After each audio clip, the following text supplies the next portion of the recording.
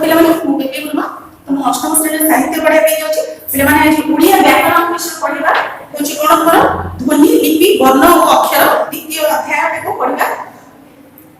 देखिए ध्वनि लिपि वर्ण कौन ध्वनि क्या कहुए वर्ण क्या कहुए लिपि क्या कहुए ये सब विषय में जाना भाषा संबंध में आलोचना बेले ध्वनि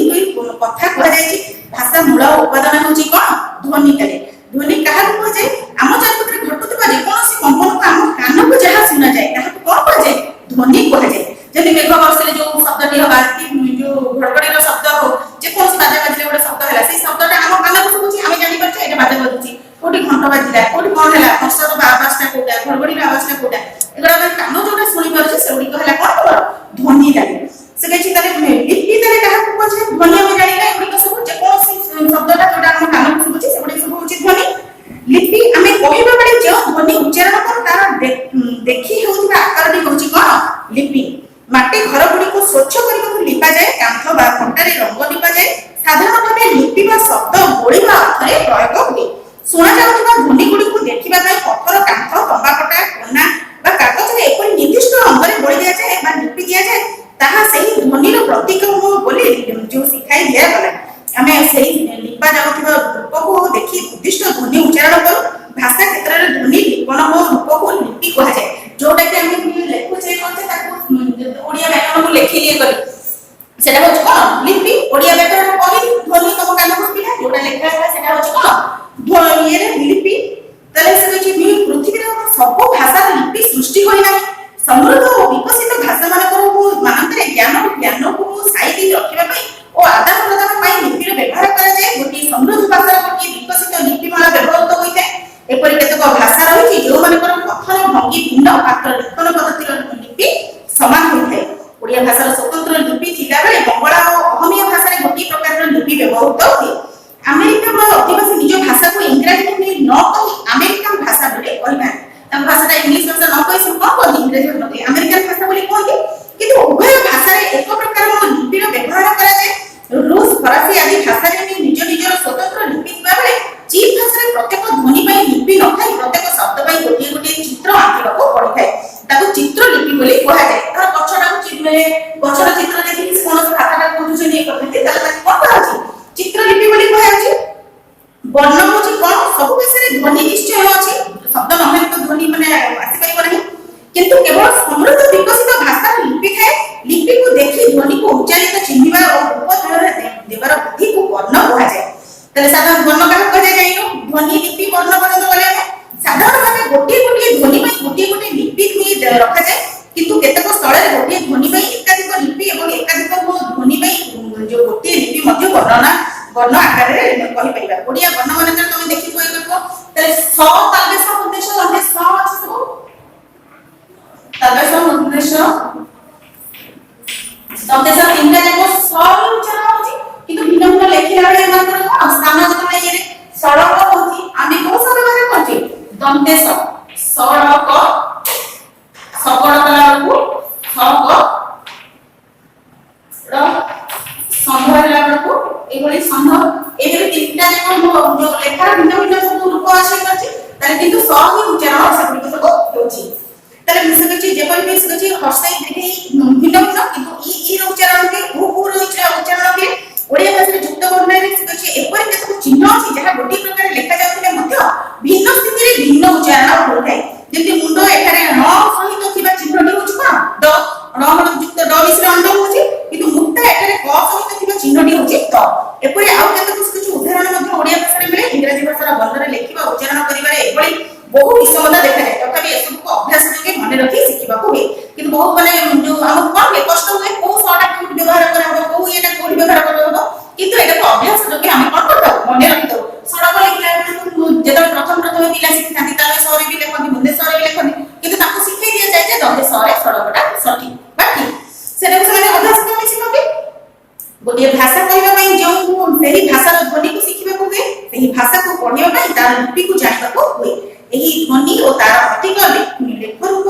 लिपि होची वर्ण एवं जो शैली रे एहा सजा जाय सिखा जाय ताको वर्णमाला बोली कहा जाय जेति अन से जुगे गुडा रही छै करछि वर्णमाला ताको कहा जाउछि अक्षर को साधारण भाबे हम वर्ण लिपि अक्षर को एका कथा बोली भाबि तो बुझि देओ वर्णमाला रे लिपि को सेही भाषार अक्षर बोली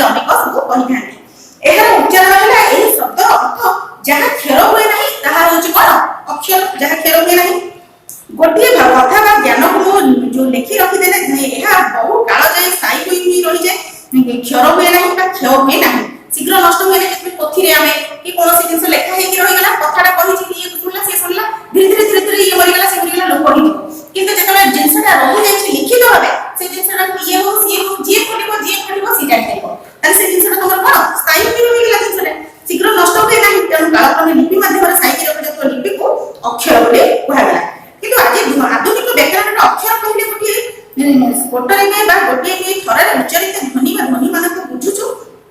ଓ ଗୋଟିଏ ଅକ୍ଷର ଧ ଧରିବାକୁ ଆଦେଶ ଦେଲା ବେଳେ ଏପରି କୁହାଯାଏ ଏହା ଧ ହଳନ୍ତ ଏବଂ ଅ ମିଶ୍ରିତ ଗୋଟିଏ ଅକ୍ଷର। ତାହେଲେ ଖ ଆଉ ଆ ମିଶିକି କଣ ହଉଛି ଖା ହଉଛି। ତାହେଲେ ଖା ଟା ଗୋଟିଏ ଅକ୍ଷର ହେଲେ ମଧ୍ୟ ଗୋଟିଏ ଜିନିଷକୁ ବୁଝଉଛି, ଖାଦ୍ୟ ବୁଝଉଛି ଯେ ଏଇଟା ଖାଉଛି ଗୋଟେ ମଣିଷ।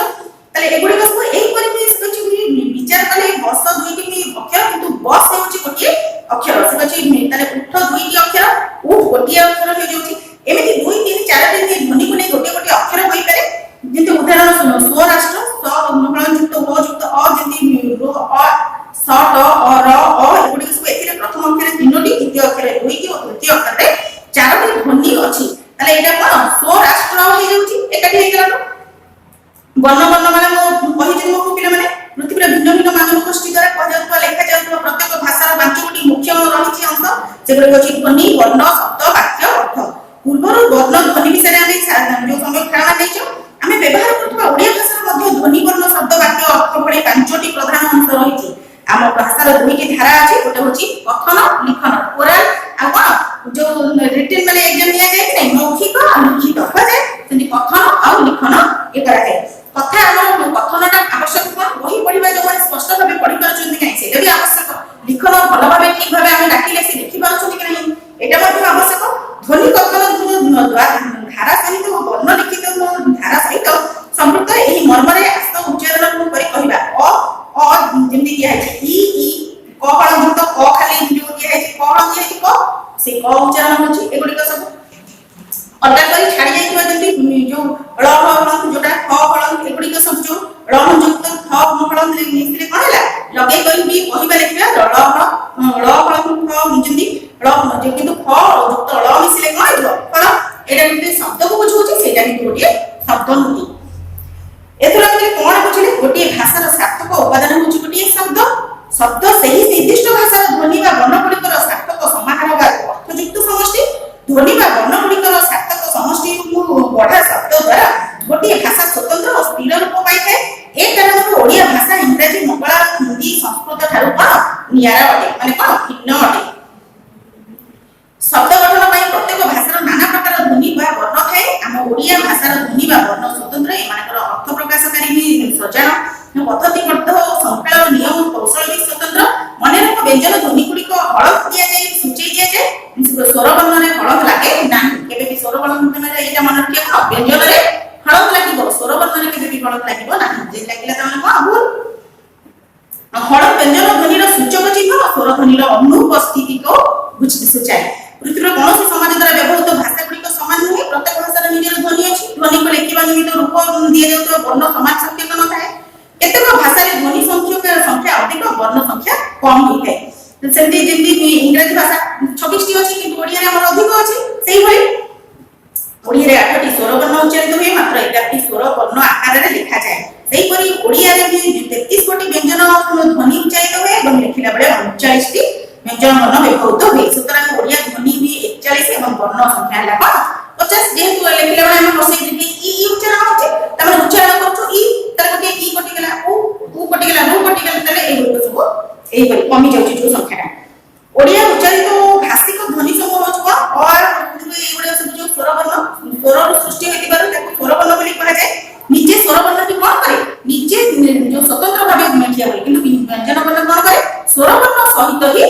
ଯୋଉ ଉଚ୍ଚାରିତ ହୋଇଥାଏ। ତାହେଲେ ଏମାନଙ୍କର ମଧ୍ୟରେ ପାର୍ଥକ୍ୟ ଏଇଟା ହେଉଛି ସାଧାରଣତଃ ଗୋଟିଏ ଭାଷାର ଲିଖନ ଧାରାରେ କେତୋଟି ନିର୍ଦ୍ଦିଷ୍ଟ ବର୍ଣ୍ଣ ମୌଳିକ ଓ ପ୍ରାଥମିକ ବର୍ଣ୍ଣ ଭାବରେ ବ୍ୟବହୃତ ହୁଏ। ଏହି ମୌଳିକ ଓ ପ୍ରାଥମିକ ବର୍ଣ୍ଣକୁ ଆଧାର କରି ଉଭୟ କଥିତ ଓ ଲିଖିତ ଭାଷା ପାଇଁ ଶବ୍ଦ ଗଢ଼ା ହୋଇଥାଏ। ସୁତରାଂ ଗୋଟିଏ ନିର୍ଦ୍ଦିଷ୍ଟ ଭାଷାର ସାର୍ଥକ ଶବ୍ଦ ନିମିତ୍ତ ଲିଖନ ଶୃଙ୍ଖଳାର ଯେଉଁ ବର୍ଣ୍ଣ ଗୁଡ଼ିକ ପ୍ରାଥମିକ ବର୍ଣ୍ଣ ଭାବେ ଆଧାରିତ ହୁଏ ସେଗୁଡ଼ିକୁ ବର୍ଣ୍ଣକୁ ନେଇ ସେହି ଭାଷାର ବର୍ଣ୍ଣମାଳା ସ୍ଥିର ହୋଇଥାଏ। ସେହି ଭାଷାକୁ ନେଲେ ସେହି ଭାଷାର ଓଡ଼ିଆ ଭାଷାର ବର୍ଣ୍ଣମାଳା ଏ ଗୋଟେ ଯୋଉ ରୂପରେ ପ୍ରକାଶ କଲେ ଯେମିତି ଓଡ଼ିଆ ବର୍ଣ୍ଣମାଳାରେ ଆମେ କହିଛୁ ଓଡ଼ିଆ ଭାଷାରେ 41ଟି ଧ୍ୱନି ରହିଛି। ଏହି ସବୁ ଧ୍ୱନିକୁ ନେଇ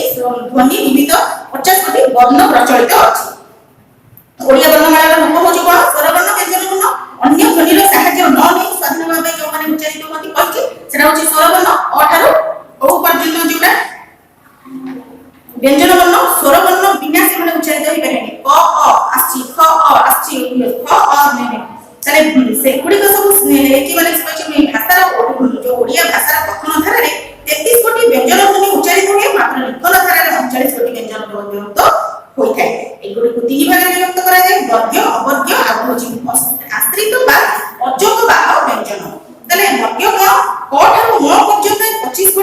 वर्ग व्यंजन बोली भाबे विभक्त हुए 25टी भी वर्ण का एरा उच्चारण स्थान आकार 5टी भाग रे विभक्त कराई क ख ग घ ओ एटा कंठर उच्चारण होतबार कंठ वर्ग को पड़े जाय वर्ग जटा निय तालव्य से ताल माने तालटा लागु को जीवरे माने रे तालव्य से ट ठार न मूर्धन्य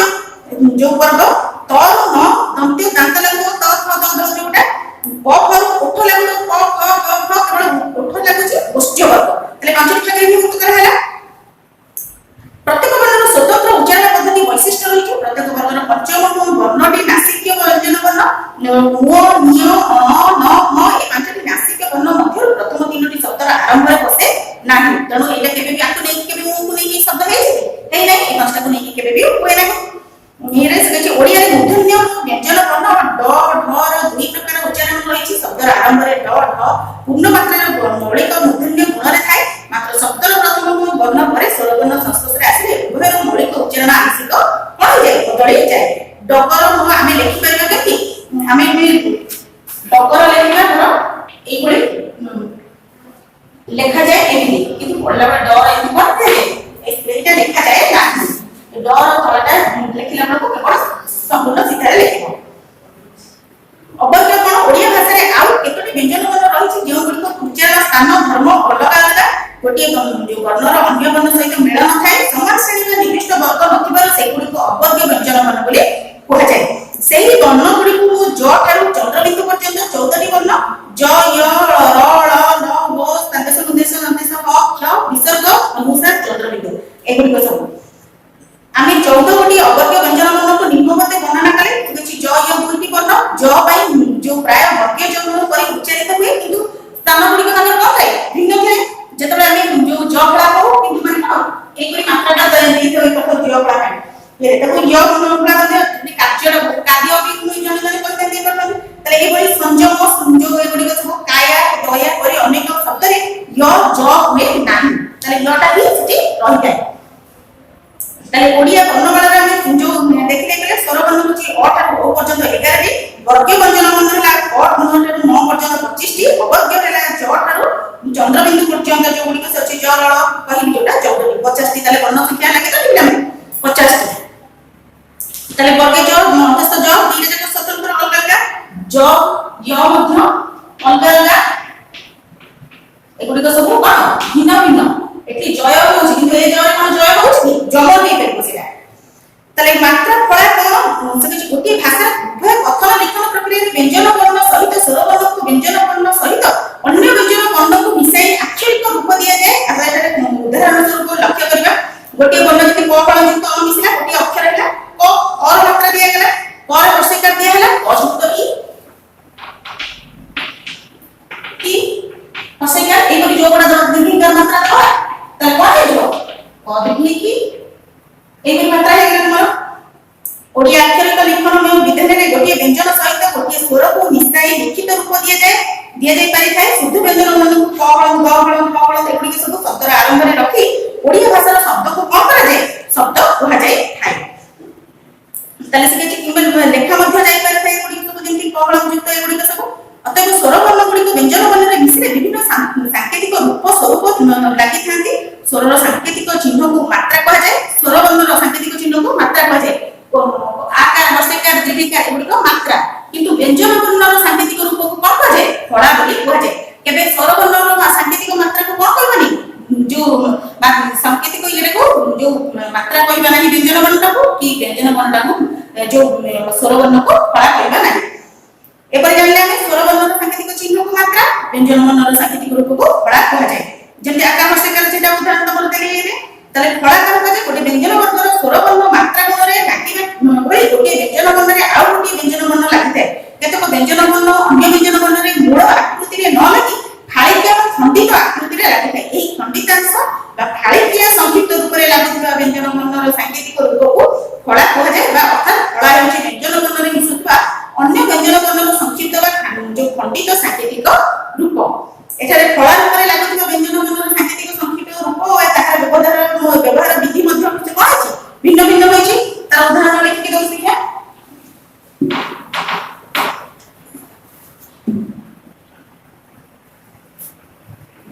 जति सहबळ युक्त ओ उष्ण एमती उष्ण हे करछि तादर शब्द उष्ण से भाई मी न फलन जेति स फलन युक्त न फला करिबा स्नान न फला स्न मतलब हमर ये जो फला व्यंजन बन्न थवा जो फला दे केला ओ फला माने ये देगा स्न माने ये एटा न फला व्यंजन बन्न देले ताले जो फला टी कहला स्नान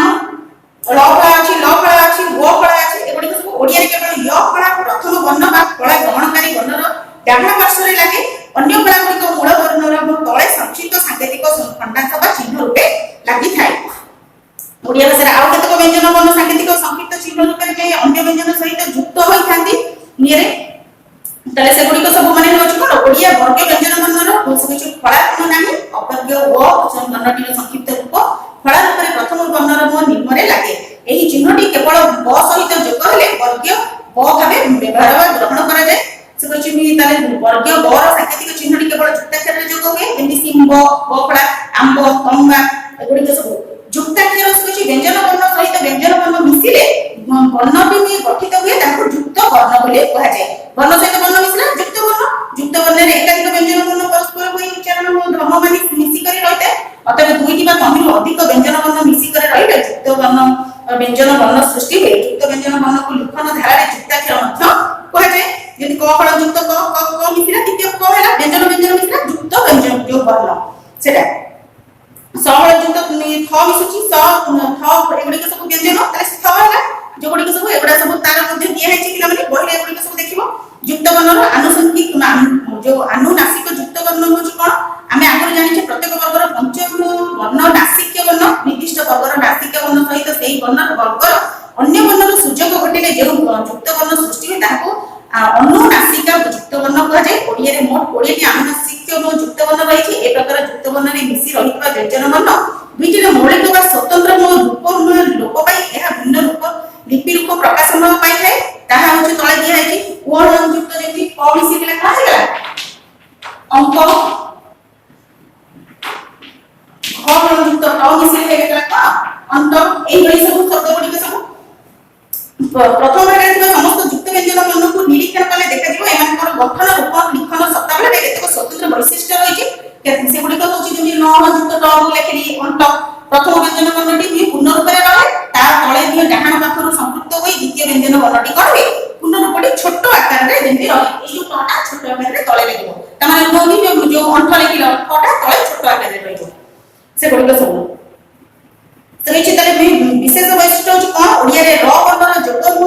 जो रूपे ब्रेक टा में ये करा जाय र ऊपर जेतरा हम जति ये करू सब ब्रेक दो जो करतो त ब्रेक टा र ऊपर बोले जो व्यवहृत हुए जटा य फला माने एटा जेतरा य फला कहू तले य फलाटा एई गुडी व्यवहृत होई है ब्रेक वर्णर ऊपर में ओ य फला वर्णर डाहाण पार्श्वरे लागे जोटा को देखैली ओडिया रे ड क व्यंजन सांकेतिक लिखन रूप जेंति मंडा गंडा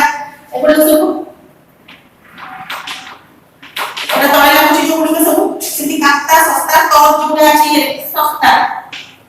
तो उच्चारण हो ओडिया रे वर्ग व्यंजन वर्ण बर सांकेतिक चिन्ह व वर्ग वर्णर फला चिन्ह और य वर्ण फला चिन्ह प्राय एका भଳି देखा जाय एकोटा एगुडी को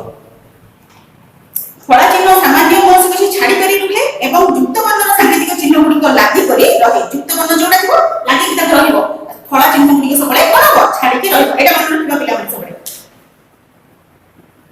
समझ जानि पिला में ध्वनि वर्ण अक्षर गुडी के सब कोन सब एथरो मध्य जो प्रश्न उत्तर जो गुडी के सब आलोचना त माने अलग शब्द को 2 नंबर को देखिबा अलग को बाछि पाठ कोठरी रे लिखिबा क हळ जो ज हळ ठ हळ त हळ प हळ ता कोठा लिखा हळ से लिखा ओ हळ न हळ ए आदि जो अछि कोन जटा होछि अलग माने एगुडी को सब अलग को बाछि के लिखिबा एगुडी सब बही विद्यालय मध्य दिया है जे तमरे एगुडी सब टेस्ट छाडी के तमरे एगुडी को सब लिखिबा एगुडी को सब रस पिला माने नेक्स्ट क्लास रे देखिबा ए विषय को एस्टेबल पके देबा ठीक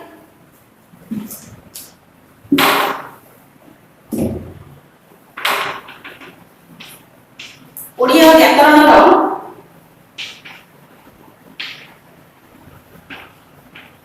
द्वितीय पाठ पढ़ी प्रश्न उत्तर करियो यार बाकी तो हम टेस्ट छडी विषयटा को पढिला पिला माने हम व्याकरण विषय रे हमर लिखन पठन ध्वनि विषय रे समय ज्ञान हो जोटा तुमको सहज हो ओडिया भाषा जानिले।